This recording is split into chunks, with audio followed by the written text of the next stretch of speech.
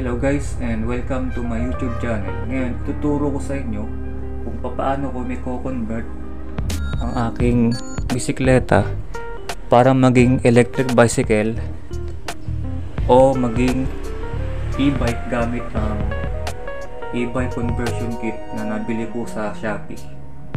So okay, and stay tuned and subscribe, like, okay. As you can see guys, ito tinanggal ko na yung kanyang gulong dito sa aking bike. Then ilalagay ko tong sprocket. Meron akong dalawang sprocket dito. Yung isa nabili, bumili na ako ng isa kasi yung original na sprocket nya, yung thread type na 6 speed katulad nito, tinanggal ko na siya. Ngayon papalit ko na yung isang binili ko. Ito. So ito yung lalagay ko. Tapos yung pasunod na isa na nandoon sa kit, ito yun. Meron siyang ganto. Then ilalagay ko siya ng something like that na pag ganun. So ayun guys, nakikabit ko na yung sprocket nya. Ito. Doon.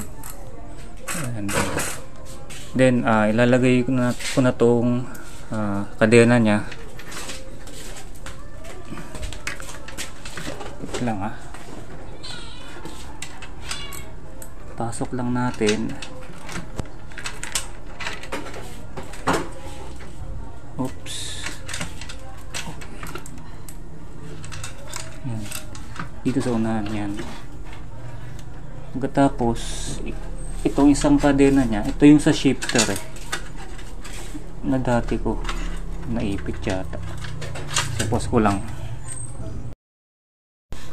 So ito yung shifter nya guys.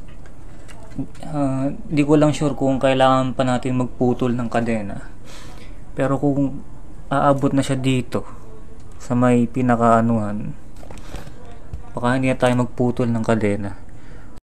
So ayun, mukhang tatanggalin na natin tong kadena, babawasan natin, tatanggalin na natin tong yung sa shifter na to, kasi hindi na siya maikot dito na siya nakalagay sa area na to, sa pangalawa dito dyan, papunta dito sa pedal. Napakalayo niya na, malayo na yung distansya dito. Itong di lang gano'ng makita guys, yan siya. Itong side na to, itong pinakaikutan, hindi na siya tumatama na siya sa bakal, umiipit na, hindi na maikot yung gulong. So ayun guys, nagputol na lang ako ng kadena kasi hindi pwede yung kanyang yung ganito. So ito yung pinutol ko. Sa experience ko sa pagpuputol ng kadena, ngayon ko pa lang na ginawa, mahirap pala siya. May ginamit akong tool na itago ko na nung kahapon. So nagkamali ako nung una, nung pagkaputol ko, hindi ko pa pala agad nailagay dito sa side na to. Kailangan pala nakapasok na dito sa magkabilang yan. So inulit ko na naman ulit siya, nagputol ulit ako ng pangalawa, saka pinukpok ko pa. So medyo mahirap pala yung pagpuputol ng kadena kasi ngayon ko lang siya ginawa sa bisikleta ko. So may tool pa ako noon, pero yun. So yung sa DC motor, hindi ko pala siya pwedeng i-mount ng paganto kasi hindi umaabot yung bracket na yan. Ayan yung butas na to, yan to, ayan yung butas, hindi siya hindi siya abot. Walit yung pinaka bracket niya kasi nga folding bike, kaya ngayon pinaka okay siya kung paganyan sa side na yan, yung dalawang butas na yun. Malapit ko nang may kabit itong pinaka motor nya guys, kaso nga lang walang kapitan tong kabilang side na to. So kailangan ko may kapit dyan, kaso hindi siya umabot. So diba, sana nakikita nyo, ang nailagay ko lang itong side lang na to ang naikapit ko, tsaka yung dito. Kaso gusto ko pa rin na lagyan siya ng kung makakapit siya dito, kasi hindi pwedeng hindi siya kumapit nung tinesting ko siya, ito yung pinaka-kadenang nailagay ko eh. So ano siya eh, pumapaling, hindi siya pantay. So mula dito, kung papansin nyo nga lang guys, hindi kasi pantay yung kadena niya, kailangan diretso eh, kasi nga walang kinapitan dito. Kaya ang ginawa ko pa guys, nag-modified pa ako, gumawa pa ako ng excuse, ng plate. So ito, gumawa pa ako ng plate. Nagpa-grinder ako dun sa dito sa amin, kaso nga lang medyo namahalan ako dahil kapraso lang siya. So kaya yung pangalawang plate na ginawa ko, nilagari ko na lang siya. Kumuha ko ng kaprasong bakal dito sa lugar namin. Then binutasan ko pa. So gumamit ako ng grinder. Binutasan ko pa, tinaga ko pa siyang butasan ng mga tig-4 bali 8. Kung isa lang kasi yung plate na gagamitin ko, ganito kasi ang gusto kong idea guys eh. Pag ganyan siya. Ganyan. Ikakalam kong pag ganon para maitulak siya doon sa may kadena. So yun yung idea ko, kaya gumawa ako ng plate na ganito. Ngayon naman guys, susubukan natin gumawa nung lagayan ng battery gamit lang yung kahoy na to na nakuha kong scraps doon sa dati namin bahay. So tatapon na siya, kaya sayang. So ayan, ang bala ko sana ilagay siya sa mismong pinaka frame nung folding bike ko. So ito yung battery ng gagamitin ko. Medyo madilim. So ano nga pala guys, ito, lead acid lang muna yung gagamitin ko dahil medyo kapos pa tayo sa oras para gumawa ng lithium ion na battery. Okay, so patungkol nga pala dun guys sa wiring nya, baka sakaling nakabili rin kayo ng gantong uri ng e-bike motor na pag pinagana mo siya gamit yung battery, umiikot siya ng pabaliktad, which is yung gantong uri ng motor kailangan pa ilagay sa may kaliwa, diba? Dito.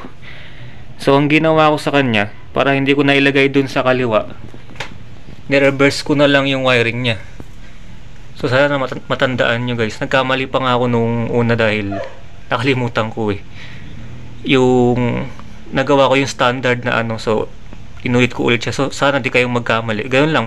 Pwede siya guys nga pala pinaka-importante nga palang part to guys. Pwede siyang i-reverse.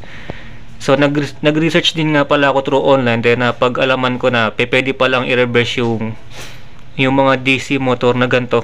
So para din na kayo mahirakapan maglagay ng sprocket dyan, gamitin nyo na lang yung included na sprocket dun sa kit. So ayun. So sa napapansin nyo, pinagbaliktad ko yung ground, kinabit ko dun sa red na voltage, and then yung voltage kinabit ko dun sa ground. So ganun lang.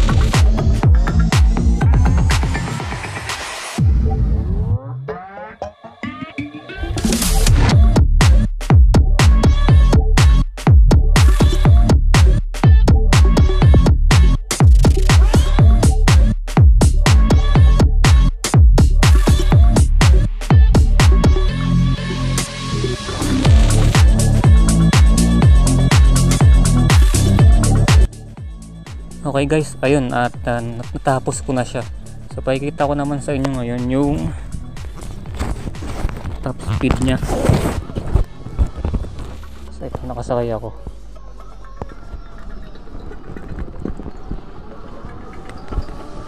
Yung speed niya parang siguro sing bilis lang din ng karaniwang e-bike na 2 wheels.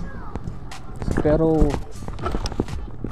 sa tansya ko parang mga 20 mph lang din siya.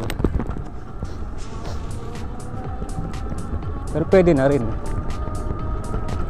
At tapos yun, pagdating dun sa may motor niya, pinawelding ko pa guys yun talaga, kasi natatanggal siya pero hopefully ayun, maging stable na siya. Tsaka yan, malaking tulong din kasi pag yun nga, hindi mo na kailangan pumadyak. So ito na yung top speed nya. Pili ko lang tayo kasi yan, naka top speed na ako yan. So hindi man siya ganun kabilis, pero okay naman yung torque nya, malakas naman siya pumabi.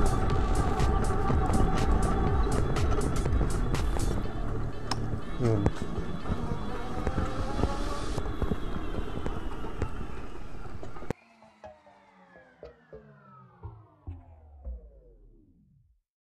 Ayun, thank you for watching, and sana guys meron kayong natutunan patungkol dun sa pag-build ko nitong aking e-bike na simpleng folding bike lang na ginawa nating isang e-bike sa pamamagitan ng conversion kit. So don't forget to subscribe to my YouTube channel, and okay, goodbye.